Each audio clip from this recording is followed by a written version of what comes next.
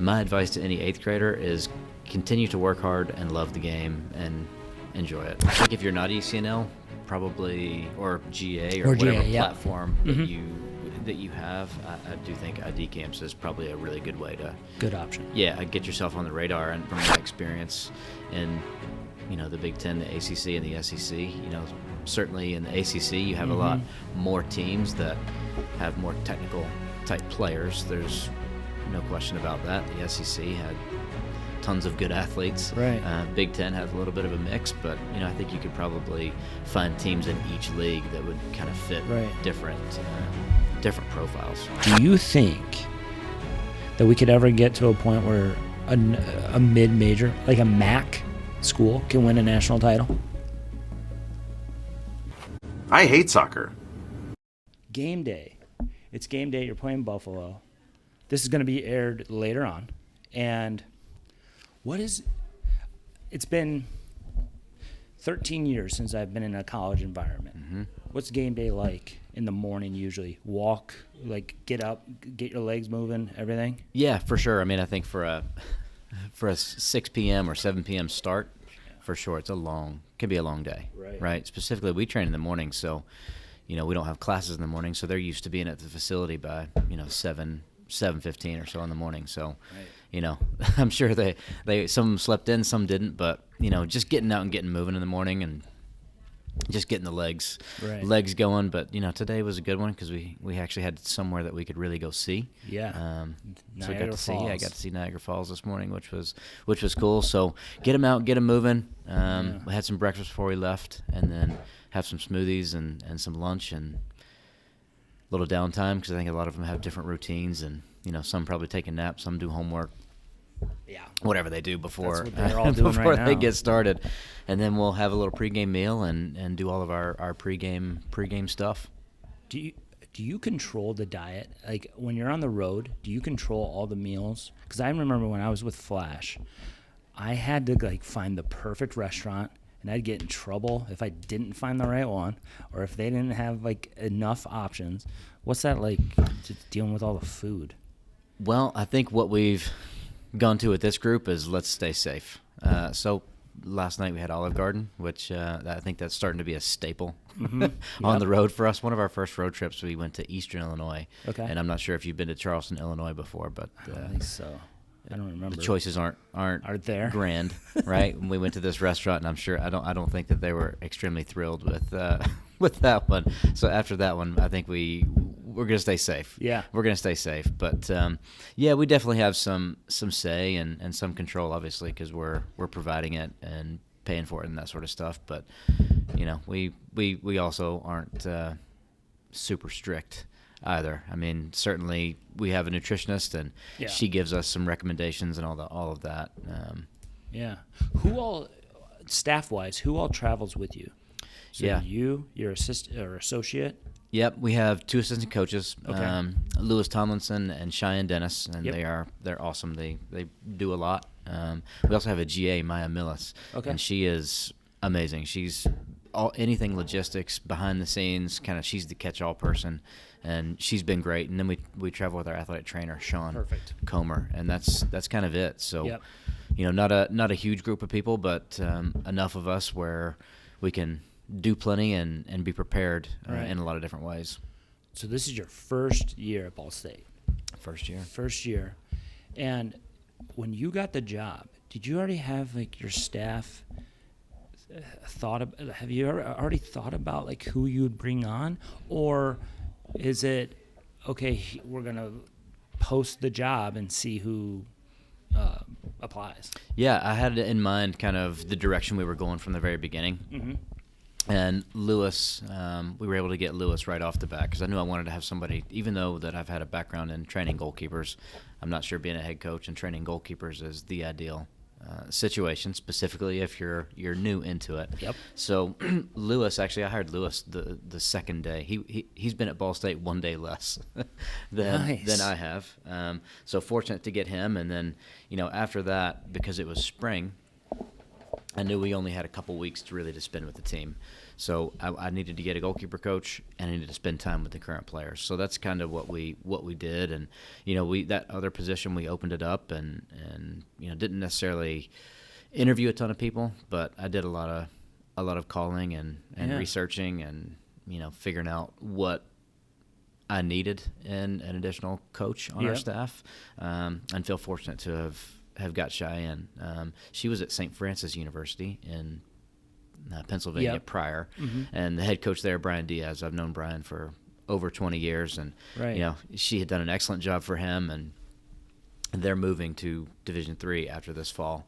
And so he knew that Cheyenne was wanting to take the next step in her coaching career, and he recommended that I reach out to her, and I did, and just kind of hit it off and went from there. Wait, where was that at? St. Francis. Oh, St. Francis. Yeah, St. Francis in Pennsylvania. Yeah. Yes. Okay. Yeah. I was like, wait. I was like, there's another one? Because we had 2 Flash girls commit to St. Francis. Okay. And then they decommitted. Actually, one sadly tore her ACL right after she decommitted. It was like in the same week. Oh, no. She found out that St. Francis is going down to D3, and then tore her ACL. Re-entered, the recruitment process. Yeah. And, oh, man. Yeah, that's brutal. Yeah. Do you have any idea what went into that decision? No idea. Do you worry about that at all? Of where college soccer landscape is going when you see a Division I school go down, and then obviously football and basketball are completely different animals, but the NIL and the transfer portal. Some people say that NCAA is going to go away, at least for those 2 sports. Yeah. You see, is there anything that's going on that you are trying to keep an eye on? Yeah, gosh, I don't know. I would not want to be the one to be predicting any of those sorts of things. I mean, I think you hear tons of rumors, and I would bet that very few are true. Yeah. But certainly, I think I saw on Twitter my 3rd week at Ball State that maybe Ball State was going to go Division III or something ridiculous like that. And I think a lot of times those things are as far from the truth as you can get. But from our administration, I think I have felt nothing but support. From the time I've been there. So At least from our situation at Ball State, I can't imagine that anything would change. But certainly the college athletics landscape is way different than it was when I got started in this. There's no doubt about it. So we'll see where it goes. So just a little background on you, just so that anybody listening to this knows. You started out at smaller schools, right? Correct. Where did you start out at? Yeah, so my first job was at the school I played at, Milligan College, which is in East Tennessee, an NAI school. Yep. Gosh, that first year was more mowing fields and lining fields and training goalkeepers and travel and just kind of doing everything. Yeah, all of the things, right? So that's where I started, and that was a really awesome experience because I got to coach with and work for one of my coaches that I played for, which was awesome. And to do it at your alma mater is pretty cool there. So definitely learned a lot that first year. That I think when you're a player, you think coaching is just all about being on the field. And I learned it very quickly that's very little of the time. Specifically at a school like that where there's not tons of resources and the coaching staff is doing everything from facilities to game day to travel to everything. So so definitely learned a lot that first go around. Yep. And then that took you to right into Minnesota. I went to this. So this would have been 2000. That was fall of 2002. Okay. Was my first go as a GA, and then I went to Troy University in Alabama that next fall as a GA, and definitely an interesting experience there. I had just gotten married, and we had been there not even a year, and my wife basically said she had enough of Troy, Alabama. So I knew it was time to kind of go back home, and a position opened up at East Tennessee State University at that closer time. Closer to home. So was fortunate enough to get an opportunity to go there and stayed there for a good amount of time, 5-6 years, and went to Belmont University for 1 year. Okay. After that would have been 2010. And then fortunate to get an opportunity to go to Samford University in Alabama. Yeah. So the head coach there, Todd Yelton, at the time, his brother Jay was the assistant, and we're all from the same place in East Tennessee. So I had known them, and specifically Jay. He's a little closer in age to me. Had known him. He was in college when I was in high school, and just training and all that sort of stuff. Just got to know them, and had the opportunity to go there and working as assistant coach there for about 4 years, and then from there went to Minnesota. Then went to Minnesota. What conferences was Troy? What conference was Troy in? Troy at the time, I can't even remember. It was it was a lot of change. Do you know Jason Hamilton at all? I don't know Jason well, but I was there well before him. He was there, because he's a Michigan guy as well, a Vardar guy. But I don't know why I picked Troy out of everything. But one of the things that sticks out about you is, one, how many stops that you've had, but two, you've been Big Ten with Minnesota, ACC with Louisville, and then SEC with where were you? Missouri, that's right. And I should know that because I was born in Kansas City, so Columbia. I know Columbia very well. Yeah. But and now you're in the MAC. Yeah. And why? So you've had so many stops, and now this is your first head coaching stint. Mm-hmm. When did you realize that? Okay, I want to be a head coach. Yeah, interesting enough, I think I've always felt that way and wanted that. I say all the time I have had the fortune and misfortune of having a lot of jobs and a lot of opportunity, but I've also had a lot of opportunity that I didn't seek out either. And I think that's when people want you to be a part of their staff and feel like you have a skill set that can help them, I think that's it's hard to say no to those opportunities, specifically when you feel like each time you're going to be an opportunity where you're learning something different. Certainly every time you work for someone, you're going to learn things different, but being in those sorts of leagues in that competitive environment, it's hard to it's hard to say no to. The volatility of college soccer coaching, of how I had a mentor back in Michigan, and we were talking about my path. This is 20 years ago when I was just trying to figure out what I wanted to do. And I wanted to be the college, kind of like your path. And that's when I took the job with the University of Detroit. And he, who also used to train or coach at University of Detroit, he was like, "You don't want to be a college coach." And I'm like, "Well, what do you mean?" He's like, "Do you want to move every 2 years, every 3 years, potentially? If you do really well, you might be trying to level up your situation. If you don't do well, some schools will be upset and they'll be like, you know what? This isn't working out, and you're gone and you're fired or whatever." Like, how? So is your wife from Tennessee as well? No, she's not. My wife's from Indiana. Oh, okay. Yeah. Oh, yeah. So that's part of our Ball State story for sure. That makes a lot of sense. And Missouri's not too far away either. No, not necessarily. When you were there. Yeah, same region, I would say. Right.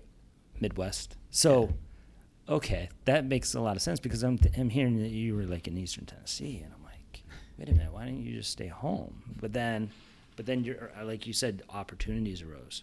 Like, didn't the Minnesota coach that you worked with end up getting the Missouri job? She did. And lucky enough, she I guess she liked me enough the first time that she gave me a second chance. Yeah. Did you? What? From the jump, always on the women's side? Always on the women's side. And why go into that? I think I knew pretty quickly because that first year I was a GA at Milligan College at that time. The same head coach had the men and the women. which I'm not sure if that even happens anymore or not. But Very but small schools, in those days, that wasn't too uncommon. I would assume, especially at the NAI level. But I knew pretty quickly that it was just a better fit, right? I knew I wanted to coach. I love the game, love to compete, love to invest in other people. So I knew that I couldn't coach people like myself. If I was going to stay in coaching and I coached men, I was going to have a heart attack pretty quick, pretty quick. But I just kind of gravitated towards the women's side right off the bat.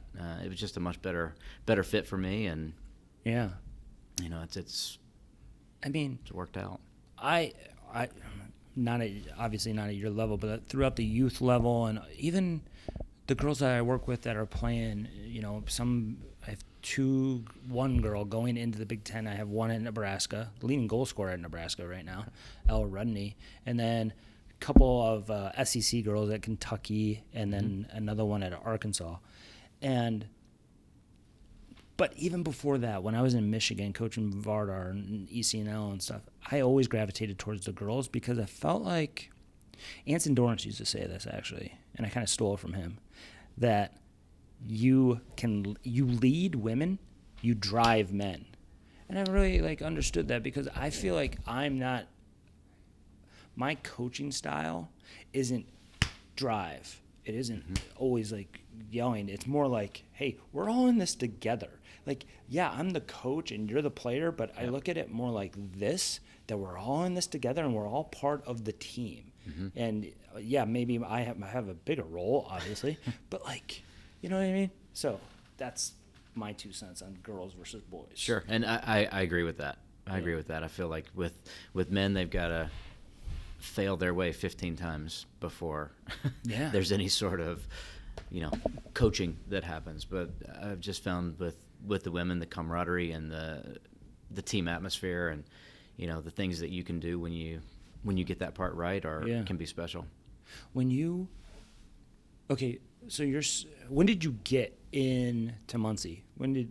I got there March 11th, March 11th, 12th, one of those. And when you got there, was there a shock of whoa, I'm not taking a lead from somebody else now, it's me? What was that transition like from being part to being the leader of a program? Yeah, I think my honest answer is I didn't really think about it that way it's necessarily. Is it soccer or is it coaching?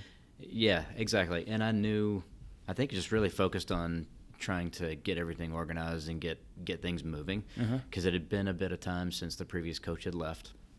Right. So, I think right off the bat it was I knew some of the players on the team. Yeah. And I knew that we had to try to protect the group that we had right off the bat and get to know them and because they could have easily I knew a few of them for sure could have easily just said I want to go somewhere else, right? And that would have been not too difficult for them. So I just dove right in, to be honest with you, Jason. I didn't it was, looking back, it's it was an awesome opportunity. Yeah. And I probably wish I would have relished it a little bit more, but I knew we had a job on our hands. Yeah, for sure. So we just kind of dove right in. Yeah. I don't think it was till the first couple games that we played that I was like, okay, I've got to bear this. Right. I got to bear this on my own. We have a lot of players that actually were recruited by somebody, and then the coach leaves, and now they have a new coach. And I get messages all the time about, okay, well, how long is it going to take for this coach to get to know me or trust me? Or what would you tell to those players that, obviously not at Ball State, but the players that, for me, this is what I usually tell them.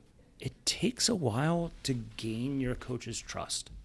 It takes months, years sometimes. I think that for some freshmen, it might not be until your sophomore spring that where you really start to feel comfortable about the college soccer, landscape. What would you say to those players that have a new coach and just feel scared. I would say they're scared. Yeah, there's tons of emotion, and I think that's the way I approached it when I came in, because you try as best as you can to put yourself in the shoes of a 18 to 22-year-old, and I knew there would be a lot of feelings, a lot of anxiety, a lot of fear, a lot of unknown.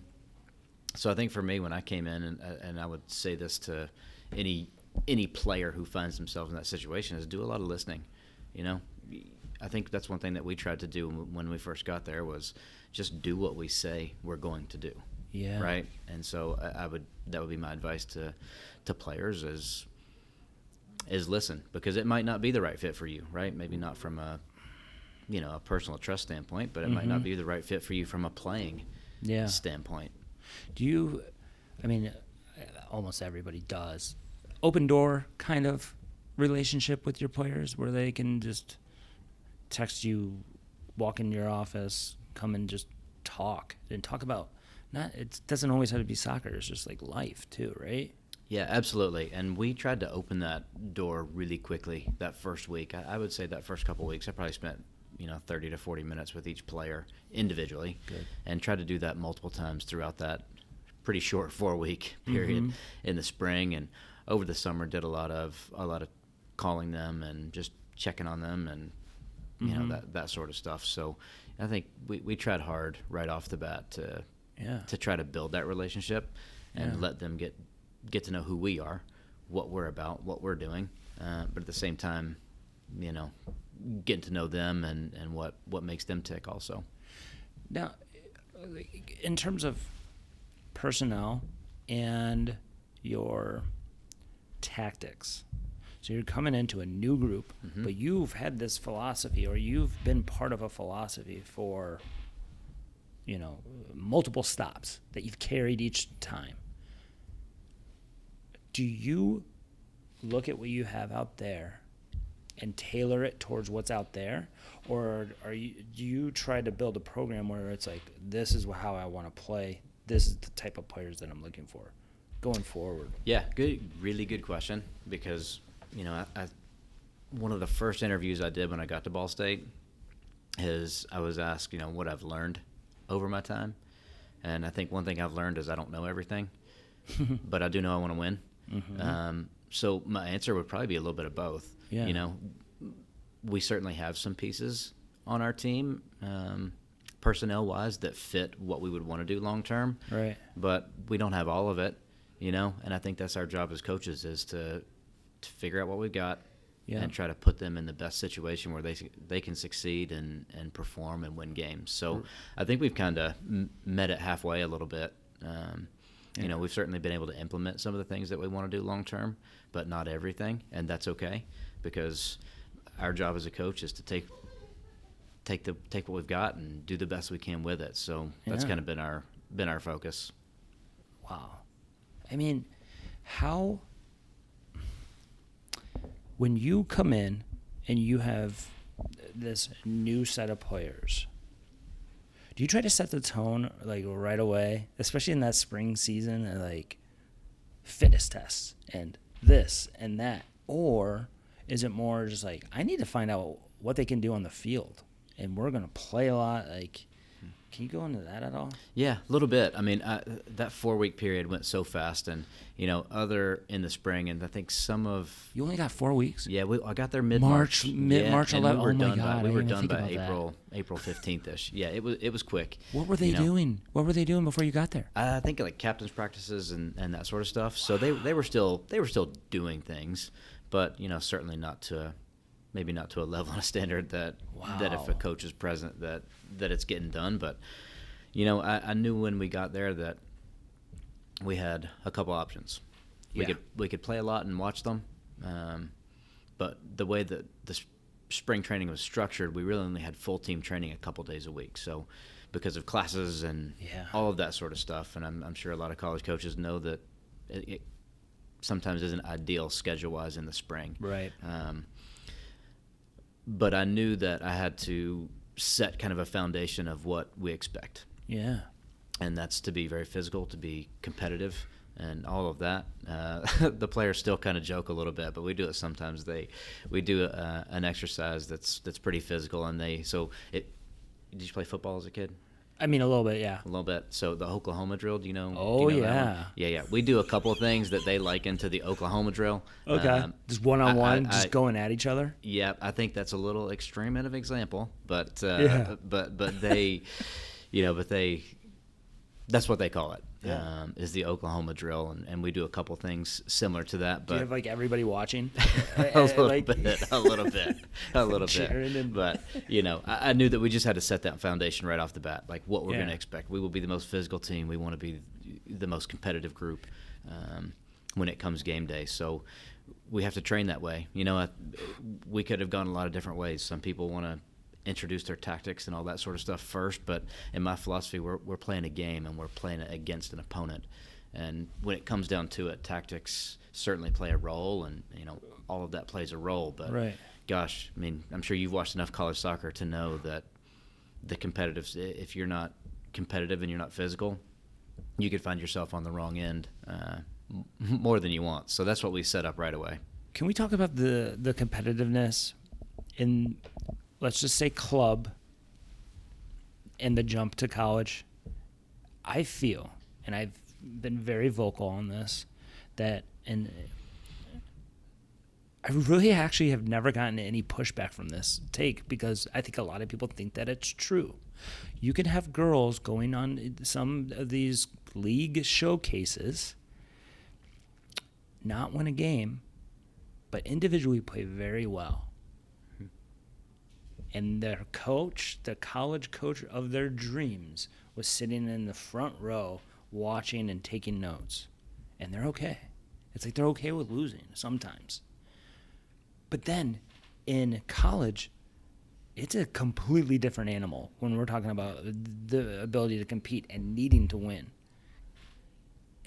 What's that transition like? And what's that transition like when you have to kind of change the psyche of those girls? Or are you looking, when you are recruiting, are you looking for those girls that have that fight in them? Yeah, when we're recruiting, I think that's one of our non-negotiables, right? And I don't just mean actions on the field, but I think we watch them too, right? You watch how they interact with their teammates, you watch how they interact with their coaches, you watch how they react after wins, after losses, all of those sorts of things. But either way, I do think it's a change when they come into a college environment that's an important piece, right? I mean, we have freshmen that are excelling and some that are taking a little bit more time to come along because Right. it is different, right? And Yeah. I think we certainly have grace for that. Yeah.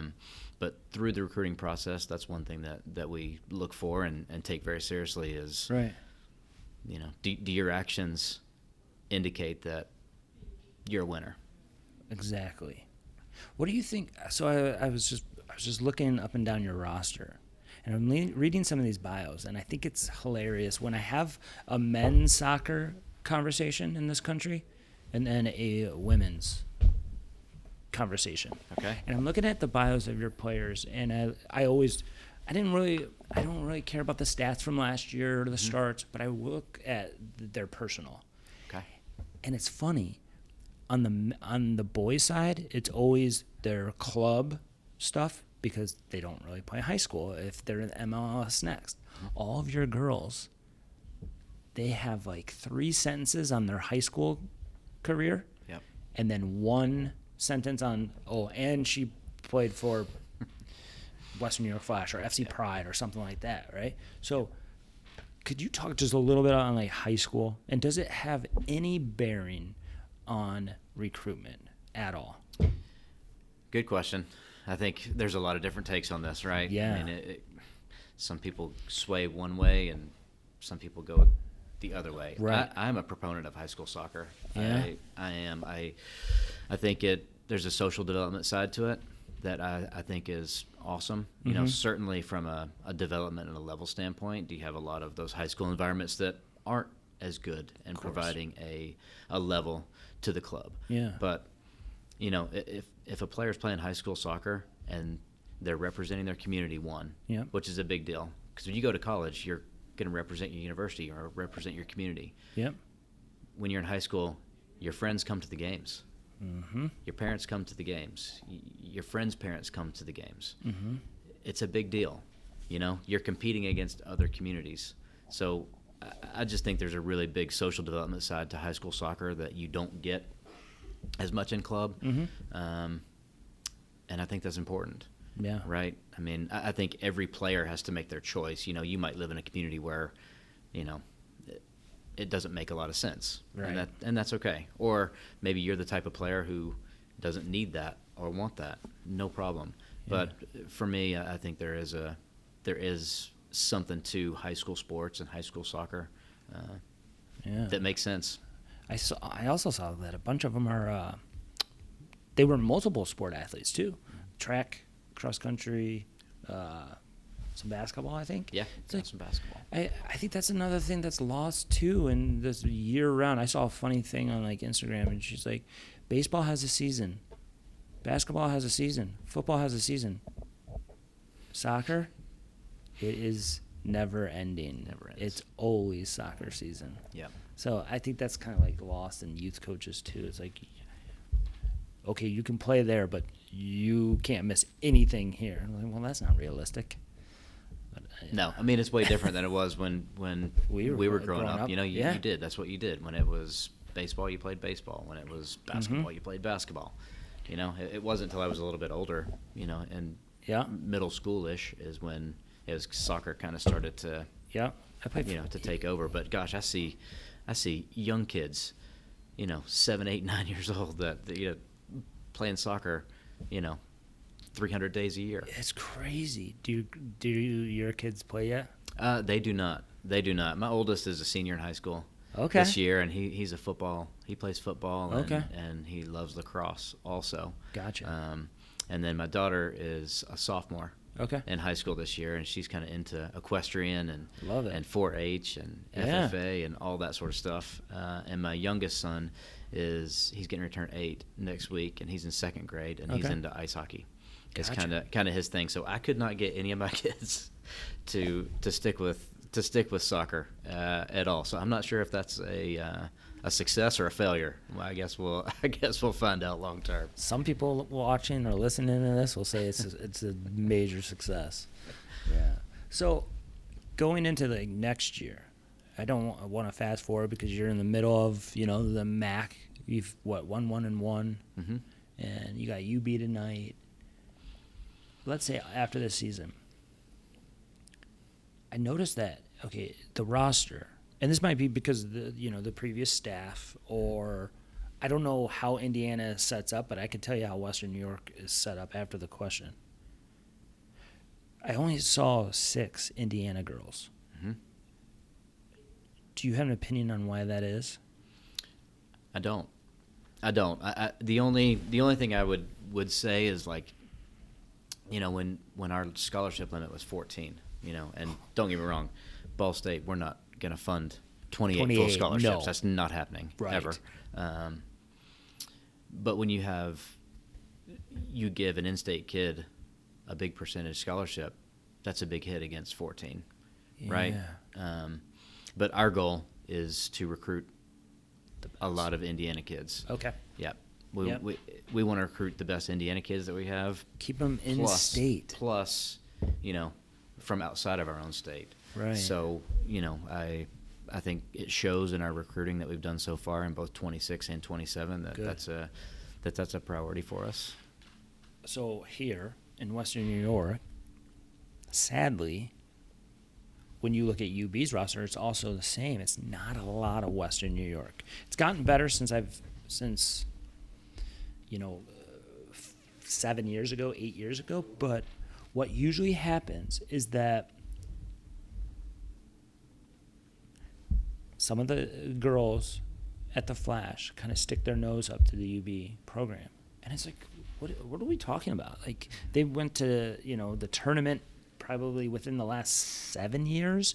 They constantly compete for the MAC, and MAC is a legit college conference. It's a good league. I think it's a very good league. Anybody out there that doesn't know much about the MAC, and I'm certainly doing a lot of learning right now. Right. There's no question about it. But from what I've seen, anybody can compete with anybody on any day. Right. Eastern all of a sudden is 2-0. Eastern Michigan 2-0. So I just worry that there's a stigma of like, well, UB's small, and I want to go to Tennessee. I want to go to UNC. I want to go to Florida State, and I just get upset when small schools kind of like, or I shouldn't even say small school. UB's a massive school. Mm-hmm. It's just like, I guess it's because it's a stone's throw from where they grew up that they don't compute. I grew up right outside of where Oakland University is in Michigan. Yeah. And it's just in Rochester, Michigan, and it's a suburb, and people are like, I'm not going to OU. I'm going to Michigan. It's like, okay. All right, good luck with that, buddy. But, yeah. I mean, I hope that the stigma is gone and changes and everything, but I mean, yeah, for sure. We'll and see. I think for us, like location-wise, our location is great because Indianapolis is still an hour away. Yeah, it's close to an hour away. So yep. Those players that are in Indy, sure, we're close to home. Yeah, but we're not right down the street either. Right. We're not far from Cincinnati, Dayton, Columbus, Chicago, Detroit, Louisville, yep. Kentucky. So our location geographically is it's great. I was looking at it. I was like, you're 3.5 hours from Detroit. You're 3.5 from Chicago. Maybe 4 hours from St. Louis. Those are hotbeds that yep. you can pluck with, as well as the Indiana. Yeah, that's right. That's right. And I think you've looked through our roster, and we have a good mix of all that. Yeah. For sure. You have a few Michigan kids. Mm-hmm. No New York kids, not yet. Nope, no New York kids just yet. I mean, maybe coming up. But so I want to talk about the 28 rule, but not right now. Like, I don't know how you are on time and everything because I know you have a busy day. Yep.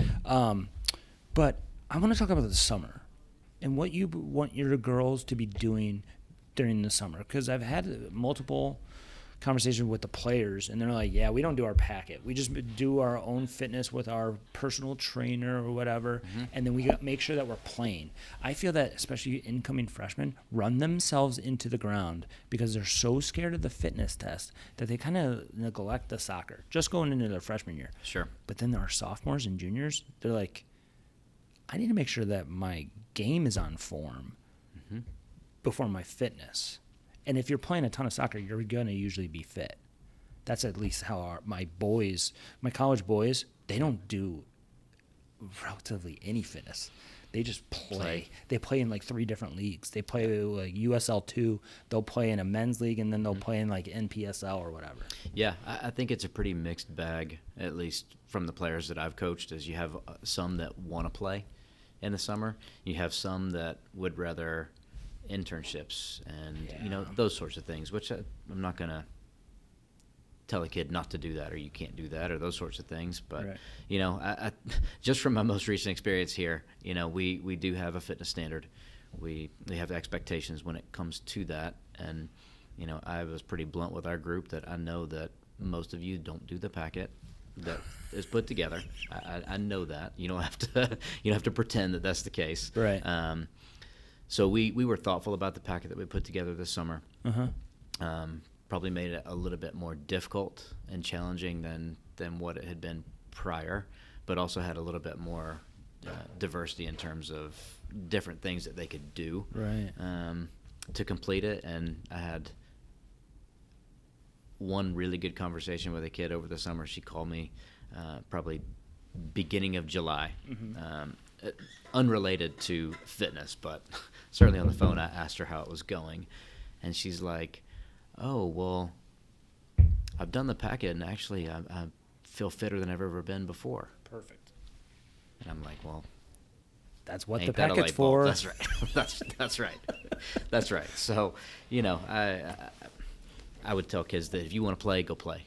Mm-hmm. We had a good amount that played in the summer, and they came back and did great with the fitness. We had some mm-hmm. that didn't play, but did the packet and came back and did great. So I think players got to do what makes the most sense mm-hmm. for them. Yeah. What's your fitness testing like once you get them in August? It's pretty simple. We do the Nike Spark yo-yo. Yep. And we hopefully do it. We do it one time, and that's it. You're the perfect person to ask this. Is next year reporting day July 13th? Is that a nationwide thing? I'd be lying if I knew the exact date. Okay. But we do have the ability to have summer access next summer. Okay. And I think it's 10 hours a week for 3 weeks prior to. Are they trying to move up the season? Are they trying to kick off, mid-August or even sooner? Our start date doesn't change a whole lot. I think our first date that we can play games is August 12th, and I think this year was the 14th. So it's not a lot of difference. But that summer access for the schools that are going to be able to utilize it, it's going to be great because I would venture to guess that if we could train them for 3-4 weeks prior to your first game, or even the preseason starting, because we've had the shortest preseason of any Division I sport. You come in that last couple days of July, and then we're expected to play a game in 2 weeks. Football gets there in June. That's right. They have a long time. So I think the access, the extra couple weeks is going to be great, and there might be people out there that don't even have fitness tests anymore because you can kind of prepare your athletes, and we can be a lot more thoughtful about how we integrate them back in physically to the training. As opposed to, all right, here's your start date, you got 2 weeks, done. That's it's hard physically, but gosh, it's also hard to install everything you want to do, and specifically if you have a lot of new players or you're a new head coach going into a new program. I mean, we're still at this point and halfway through our season, we're still implementing, I wouldn't say brand new concepts, but we haven't gotten to the point where, I feel like they are extremely well versed in every phase of what we're trying to do. So that extra 3 weeks is going to be big. How long do you think that takes to really instill into have you been part of a new staff before? Really good question. And that's the reason why I took the job at Missouri and took that opportunity to go out there, because I've always known to be a head coach, and I've had the fortune to be a part of a lot of really good programs and work for a lot of really good head coaches. But there's just something different about showing up and being new. So it was very hard to leave the University of Louisville at the time. It was a great job, a great school, great city, all of that. But to have the opportunity to be a part of a brand new coaching staff was something that I wanted to be a part of. Because you knew that you were going to be a head coach someday, and you're going to be the new guy, and you need to know how long does this take? How long were you at Missouri? 3 years? 4 years. 4 years. Yeah, 4 years. And I think it takes a couple years. I do. I think we'd all be lying to ourselves that we're such great coaches that we can implement and make everything perfect within a short amount of time. I think it takes a little bit of time. And I got to be careful here. I have a freshman who's playing at a really good school, and their parents are asking, why don't they sub? Why don't they do this? Why don't they do that? And I'm like, your player might not be up to the standard yet of what they want out of her. Again, it takes that time to trust. You're saying that for a new staff, it could take 2 years. For a player, it could take 2 years as well to get, because from their club environment, it could be so different.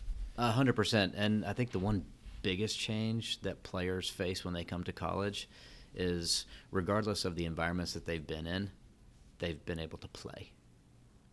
They've been able to play, right? Whether and in the club environment, I get it. Like, your parents are paying. I'd be pissed if my kids weren't playing and I'm paying all this money for them to play. So in club soccer, you're gonna you get charity minutes essentially, sometimes. And when you come to college, I'm not here to give charity minutes, right? I'm here to play the players who have proven that they can make an impact on winning on game day, right? And that's kind of what it comes down to. And I think that's hard for the players, and that's hard for the parents to come to grips with. How I always put this and how I always react to those questions is like, okay, your daughter is, let's say, an 06.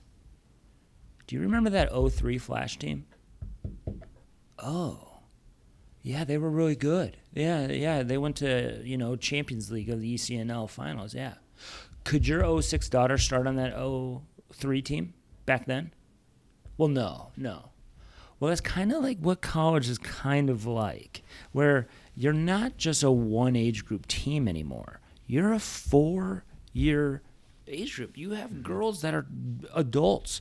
You might have a teammate, especially on the men's side, and I know you probably did at NAIA because I was right there. I had teammates that had children. I had a 25-year-old that was married and it just had a baby. You know, like you're 17 entering your freshman year, and you have a 22 or 23-year-old, and it's hard to transition for the parents and the players. Yeah, for sure. And the coaches. It is hard. It is hard because it's different, and every parent. I'm a parent. I have 3 of my own, right? And we all think our kids are super talented and they're the best at, might not just be soccer or sports, but whatever it may be. Right. We all have a bias about our kids. Yeah. That's innate as a parent. Yeah.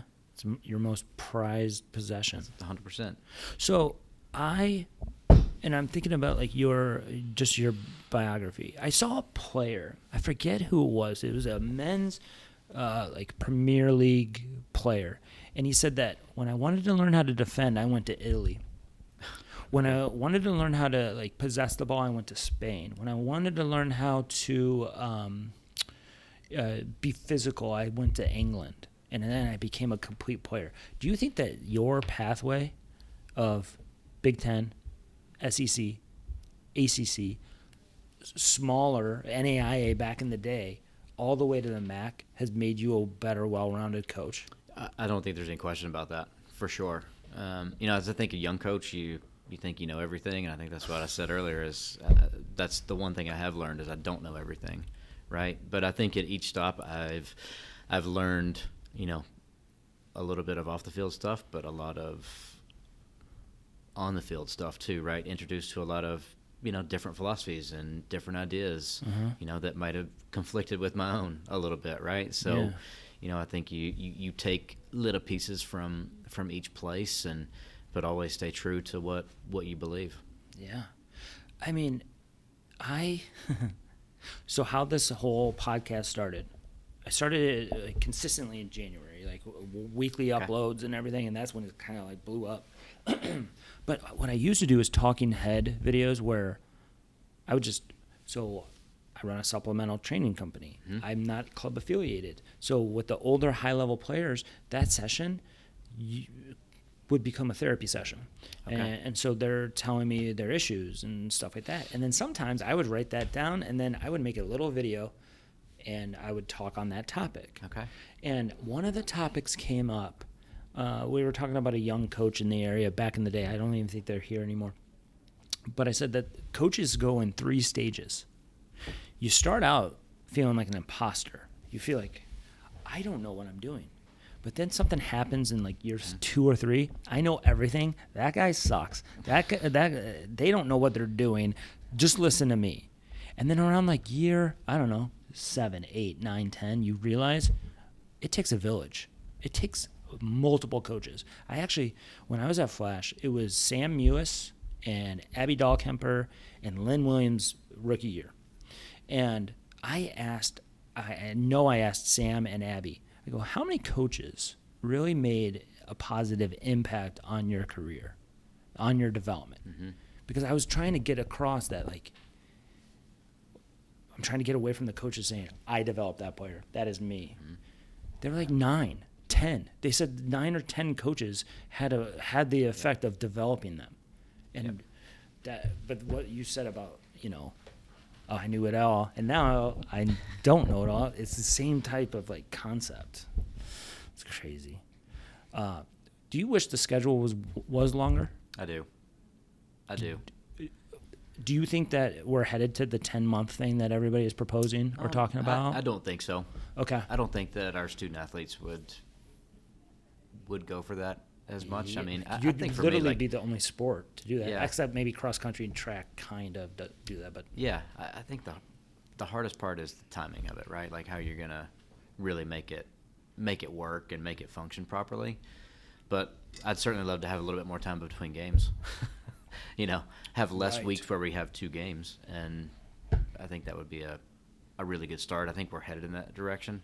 I haven't completely looked at the calendar for next fall, but I think it's a little bit more stretched out. But, some of these weeks where you're playing Thursday, Sunday, and you do it again the next week, Thursday, Sunday, But I think a lot of us were around when we were playing Friday, Sunday, too. So the quality of the games have certainly gotten better, but I think we'd all like to have a little bit more quality of game, especially if you go deeper and for those teams that are competing for a national championship. Right.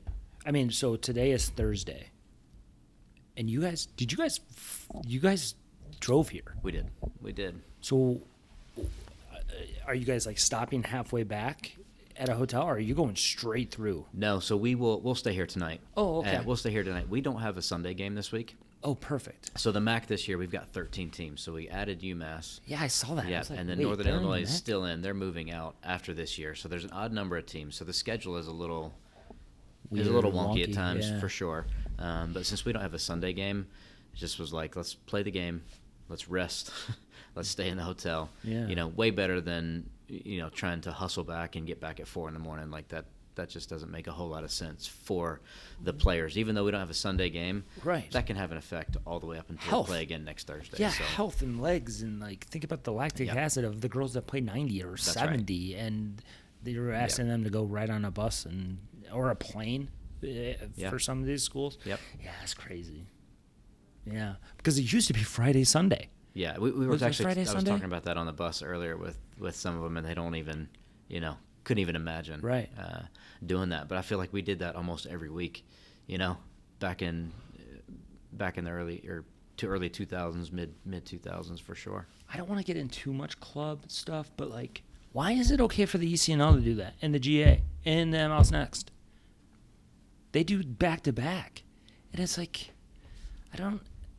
we talk about this all the time at the college level. Those are really high level games too, especially for the older girls, and that's Yeah, I think the intensity of the college games is probably a little bit way higher, for sure. Yeah. But I also think with the club soccer and all that, you wonder why there's so many injuries, too. Right? You're playing a lot of games. You're playing multiple times where it's Friday, Saturday, Sunday. Yeah. Then you're rolling right into high school soccer. And you're doing the same thing there. There's just never any real natural break. Let's say you have a home game on Thursday, and Sunday you're away, but it's close. Let's say, didn't you play at Butler? They came to us, but they're close. It's like an hour. Let's say you're somewhere within 3 hours. What does Friday and Saturday look like after Thursday? Friday is just recovery, except for the non-starters or the less minutes, and then Saturday's a walkthrough and maybe a travel day. Yeah, depends on. We do track load and distance and all of those sorts of stuff. So we do rely on that information a little bit. So, but you're right. Most Fridays are, we're going to make sure that we give the low minute players or players who might not have had the opportunity to play at all. We're going to make sure we're giving them what they need, because ultimately they need to stay ready but continue to develop. Starters are getting recovery. Generally our goalkeepers will still train. Yeah. Even the starter. Poor goalkeepers. Yeah, no, that's right. They never get a break. They come out early for training every day. They train for an hour, and then they go to team training. Exactly. They get no break, but they were built for it. So that's why goalkeepers are the best coaches. Yeah, that's right. Absolutely. I agree with that 100%. Because you were a goalkeeper, I was a goalkeeper, and your head assistant was a goalkeeper, right? Lewis. Yeah, Lewis was goalkeeper. Yeah, for sure. But those Saturdays can depend a lot on the travel coming up, or what the load's been like, or really what we think we need to do to prepare for the game. Right. And you said earlier the 28 rule doesn't really can you explain that? The 28 rule, because every single time on X or Twitter or whatever, oh, well, you don't have to abide by it, or you can opt out, or I found out one of my players that got cut was told that she got cut because of the 28, so she got to keep her scholarship. And I'm like, wait a minute, aren't we doing the 28 to save money? How are they still getting the scholarship? What is that chaos? And good timing for you, because you're now killing it right into your first head coaching job. I mean, and you have this sprung on you. Yeah, well, it worked out great for us because the roster was pretty thin anyway. Yeah. We weren't going to be at at 28 for this fall. I think 27 is our number right now. Mm-hmm. You know, I think ultimately it's probably good for the game that the roster number is lower, you know, because you had some teams out there that consistently were carrying 35-plus players, right? Yeah. I think a lot of us were in that 30 to 32 range, you know, but I think the reality of it is if you're on a college soccer roster and you're number 28 through 32 and you're not even getting on in training, that's not a good experience to be having, right? Right. So I think ultimately it's going to level out a lot of things, you know, without the rosters being big as they were. You talked about the 20. So I started this like consulting arm of all of this of I Hate Soccer, of like really helping soccer parents kind of navigate the youth soccer landscape and stuff. And I have 5 families from all over the country, and some reason they're all 2012s. So that means that they are 8th graders. Okay. I kind of want you to send a message to them of coach speak, trust the process. We have some girls that we're talking to that are on ECNL teams, and they're already in the platform, and they're at the top of their team and stuff like that. And I'm like, just be patient. It doesn't really, like, you're not going to have college exposure and stuff until freshman year and sophomore year. You as a recruiter right now, what is the youngest age that you would ever look at a player that to get on your radar?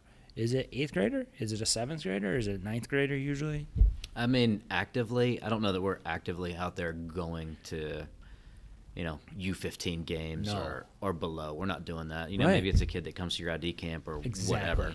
That's, you know, that's probably where we would land when it would come to evaluating younger players, you know. But I think we've all been around enough to know that the development process is different for different players. And, you know, I think one thing that's important for us is we are identifying players who we feel like have room to continue to develop. Right. We've all been with players who were excellent as young players, and then it starts to level out a little bit as they get older, and other players that's quite the opposite, right? They struggle to catch on, and then all of a sudden, sophomore, junior year, boom. Yeah, they start to really develop. So, gosh, my advice to any 8th grader is continue to work hard and love the game and enjoy it. And play. And yeah, just play. That's right. And play and compete and love the game. Yeah. So leading up to starting this podcast and having college coaches on, I did a survey, and I sent it out to a bunch of college coaches that I communicate with and know really through X. And I had my college players do it. And it was just a recruiting questionnaire. Like, what matters, you know, and like what's a red flag from a player, you know, or what do you want to see from a player? And really what this whole thing got down to was get in front of the coach in a club environment. That's pretty much what every single college coach said was, we want to see you play for your club in person. Highlight tape, anybody can make a highlight tape. ID camps, they're great for us for the first impression and to see you, but the level could be, you could be the best player on the ECNL, of your ECNL team, and then you could have 100 girls that are rec, and you would stand out there, but we don't know what you look like on the ECNL, so they still need to see you. Any advice about that, or how to get in front of college coaches, especially if you're in rural? What if you're not in the ECNL? How do you get in front of your eyes? I think if you're not ECNL, probably, or GA or whatever platform that you have, I do think ID camps is probably a really good way to good option. Yeah, get yourself on the radar. And I would tell you that we had one 2026 who's committed to us for next year, who's from a non-ECNL or GA club, and came to our ID camp and certainly caught our eye from there. So it happens for sure. But if you're in that situation, I would say ID camps is a good way to go for sure. And be intentional about it.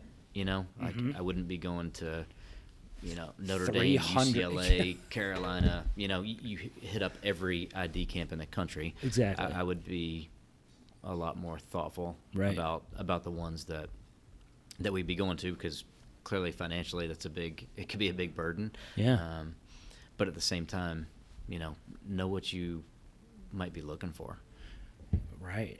I'll start to wrap this up because we've done just about an hour. But so my nephew, he is gray shirted at Eastern Michigan for football. He's a tight end. Okay. He's gray shirted. That's what they basically. It's basically a gap year for football. Yeah, and they can't practice or something. They can't practice. Okay. They can't go to school. They can't be at the school. I found that out. Okay. But so he had shoulder surgery. It turns out that he was probably going to be playing as a freshman. Mm-hmm. But he said something interesting about the Eastern Michigan football staff, where every single coach on staff has to approve a player before they sign him. Do you think? Do you? I mean, your staff is obviously smaller than a football staff. Do you kind of do that with your staff, where we all have to agree, or we all have to like a player, or if one person loves them and then two maybe it's don't? Do you? Good question. And I think for where we're at is we certainly have a lot of discussion about players that we recruit, but we also have some non-negotiables and sort of like a player profile. Okay. Kind of certain things that we're looking for. So the debate will, you certainly don't have to check if every single box that's on our profile.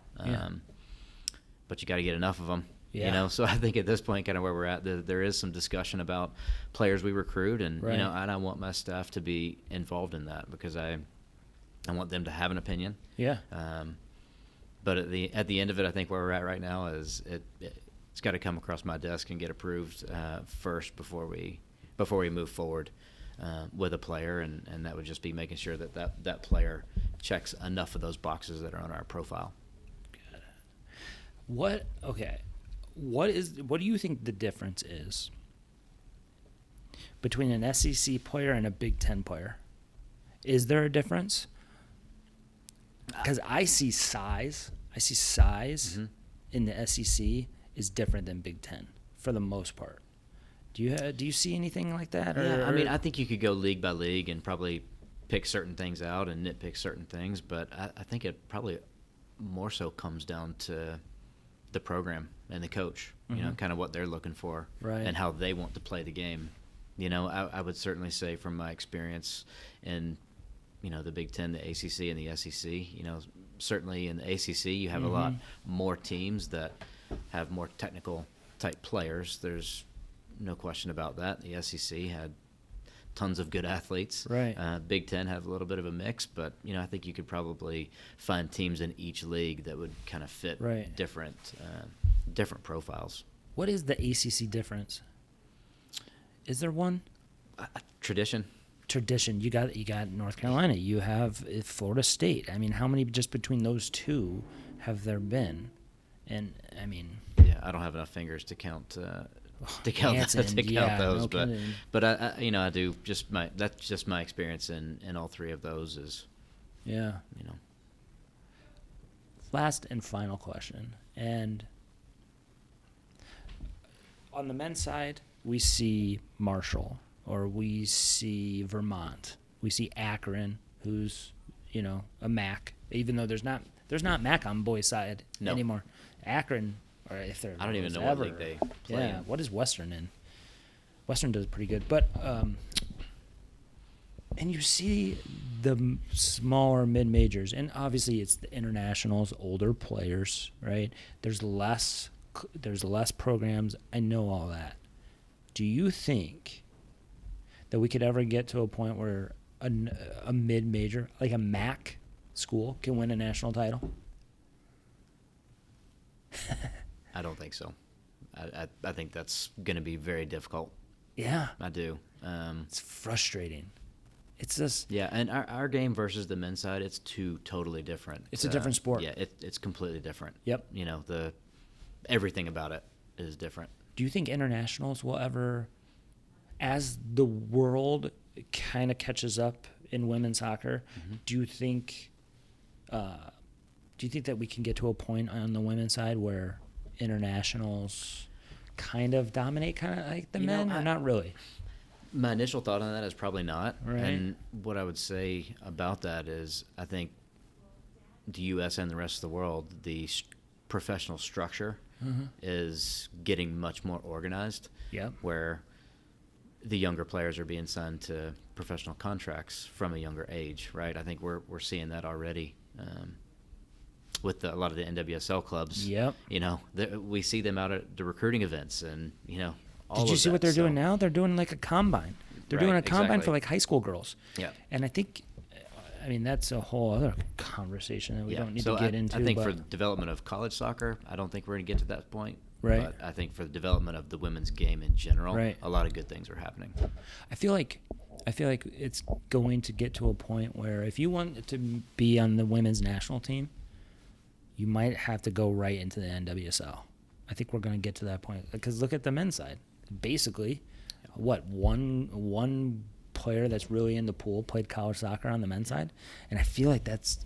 I mean, if you look like Swanson or Trinity, they didn't play college. Michelle Cooper, who was a Michigan kid, she played 1 year at Duke, you know, and then she went to Kansas City. Yep. So, I mean, but you still have most of the girls in the NWSL played college soccer. So yeah, for sure. And I think the college soccer platform, it's a proven platform, Absolutely. right? So. You know, I think, and we're still developing players in the college platform that are on all levels of youth national teams and our women's national teams. So, yeah. All right. Well, I'll let you get to the team. Thank you so much. Yeah, Jason, thanks very much, man. Enjoyed the conversation. Awesome. You know, this is going to help a lot of our parents. So, appreciate it, man. Awesome. Yeah, and thanks so much. good luck tonight. I appreciate it, buddy. And goodbye, everybody. I hate soccer.